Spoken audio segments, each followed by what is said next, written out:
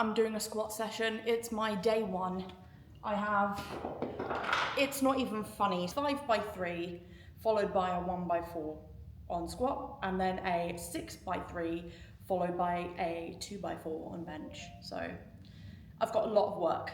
So we ain't talking much today. We ain't talking much, but I am wearing my handy dandy t-shirt sent by A7 for Western Euros. I'm also wearing the socks. I thought I'd give it a test run. I did put on my singlet. It is a little bit tight. This morning I had a new low. I was 65.2. So maybe we'll crack the 64s at some point this week.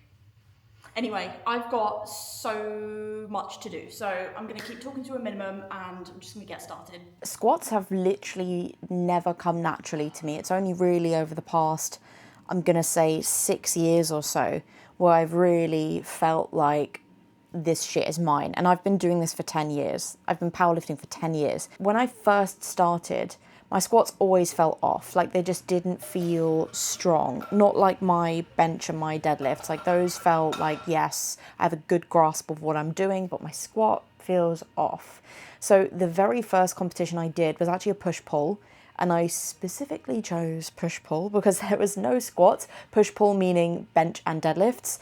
And even though there were no squats in that competition, it was still a rocky competition. I failed on missing commands, I opened my deadlift too heavy, but whatever, I learnt a lot and I knew I wanted to do a full power basically, even though my squat didn't feel very consistent, right? I then went on, did a full power, did okay in that.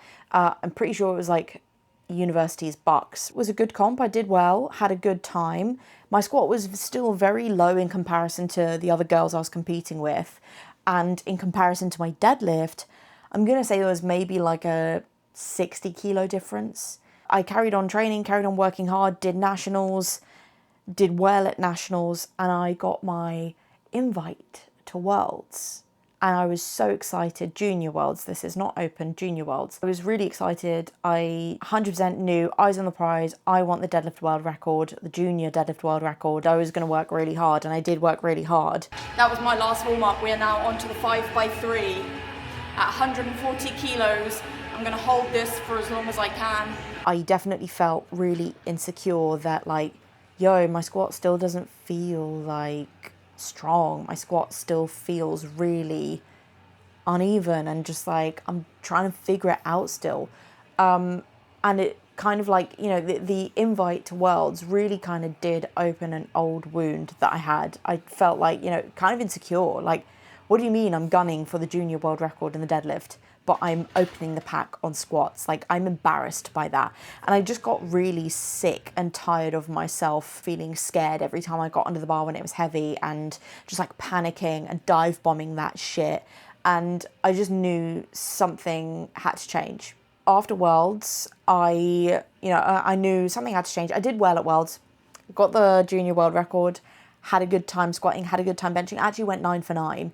Had a good time, but I knew something had to change. Like I knew my mindset, I knew my fear of squatting needed to just get the fuck out, right? I exposed myself to scary things in training. I would expose myself to loading 140 the scary way. I kind of touched upon this in another video. Basically, exposure to the things that I was scared of. I told myself, okay, I have to load it the scary way. I'm not going to load it the competition way. That way, if I expose myself to it in training, it's not going to be as scary on competition day. And if I ever want to surpass it, I'm going to need to get comfortable with this number, right? So I'd load it the scary way, not to mention that 140 kilos was a number that I literally wouldn't even think twice about pulling off the floor. I'd just be like, oh yeah, I'll do it. But when it was loaded for my squat, I was like overthinking, oh my God. Like it's a really big number. So, clearly it was mental. It was completely mental. So I exposed myself to it more and more, and slowly but surely I got less and less scared of it. Like it felt more normal.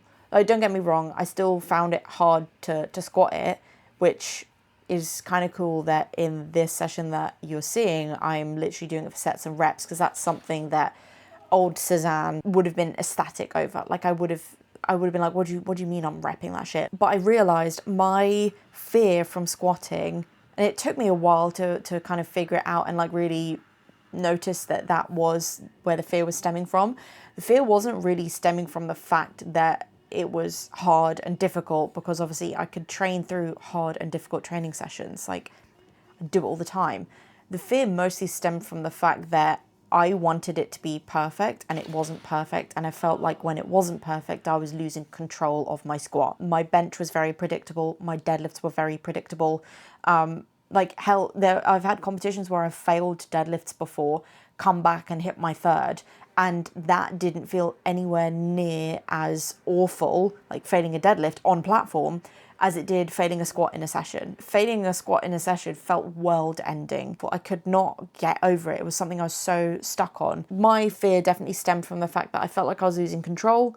I felt like I was just striving for things to be perfect, and when it fell short, it was awful. Anytime I kind of noticed that in other athletes, I really try to nip it in the bud, or at least I really try to help them understand, like, hey, this thing that you think is helping you, striving for perfection, like this mechanic that you have within yourself, that needs to go if you want to be successful in powerlifting. You're going to have to get very comfortable at doing things kind of messy sometimes, and you're going to have to get very comfortable with not having a lift go your way. I'm definitely better at managing expectations now, like years down the line. Like, you kind of have to if you want to be in this sport for a long time. It definitely like flicked a switch in my mind, and ever since that point of realizing, I really am treating my squats very different to how I'm treating my bench and my deadlifts. And actually, it's kind of funny how I'm trying to strive for perfection when my squat is the one lift that biomechanically, just based on my leverages, is never going to look like a typical squat. Things don't need to look perfect. They just need to be consistent and they need to be stable. That's basically powerlifting. It was a long old journey, and I'm glad I'm at my point now where I'm just at peace with how a session goes and how a squat feels. If a squat feels hard, so be it, right? Very similar to how I approach my bench or my deadlifts, or how I always have done. There were definitely hard sessions where I couldn't see the forest from the trees. There were definitely sessions where I just, wanted to call it quits, and I'm glad I didn't, because now I'm squatting 140 for sets and reps. I just finished my pendlays. I'm done. My session is finished. This session was bound to be a very long session because I had so many sets on squats and so many sets on bench. Pendlays, my accessory is going to start to be more and more minimal, just because we're getting closer and closer to comp day. I say that like it's imminent. I mean, blink and it will be here. But my accessories are starting to be pulled back because I have so many sets of squat and bench. But that's my session. I'm done and dusted. Yeah, thanks for watching. Bye.